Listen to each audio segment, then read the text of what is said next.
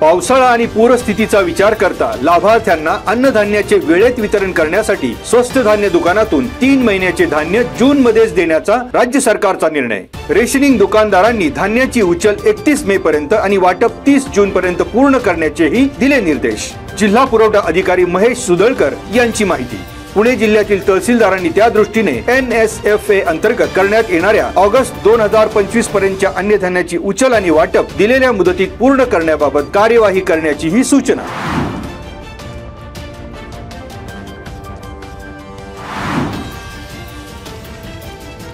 अकारी पड जमीन आता मूळ मालकांना परत मिळणार, राज्य शासनाचा ऐतिहासिक निर्णय। महाराष्ट्र जमीन महसूल संहिता 1966 मधील सुधारणा शेतकऱ्यांसाठी दिलासा देणारी। अकारी पड जमीन त्यांच्या कायदेशीर वारसांना परत मिळण्याचा मार्ग मोकळा।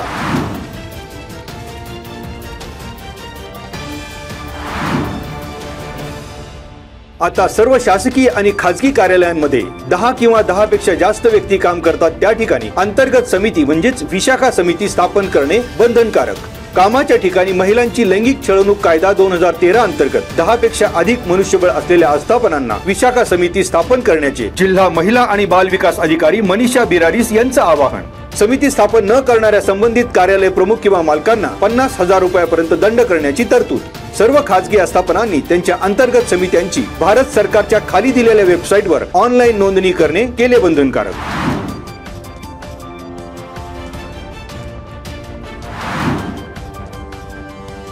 वाहन मालकांना अटकावून ठेवलेली वाहने सोडून घेण्याची शेवटची संधी। पिंपरी चिंचवड प्रादेशिक परिवहन कार्यालयाच्या वायुवेग पथकाने थकीत कर वसुलीसाठी मोटर वाहन कायद्यातील गुन्ह्या अंतर्गत कार्यालयाच्या आवारातील वाहनांबाबत निर्णय।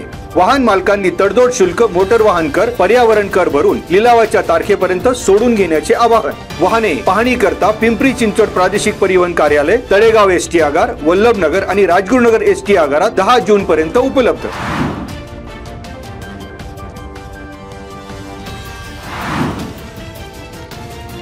पाठीवरील पिशवीमध्ये गांजा टाकून विक्रीसाठी घेऊन फिरणाऱ्या परप्रांतीयाला बेड्या। 26 वर्षीय आकाश सिंग अजय प्रताप सिंग ठाकूर याला चाकण पोलिसांनी केली अटक। नाणेकरवाडी गावच्या हद्दीत चीप कॅप इलेक्ट्रॉनिक्स कंपनीच्या बाजूला 28 मे रोजी रात्री 11:15 वाजता पोलिसांची कारवाई।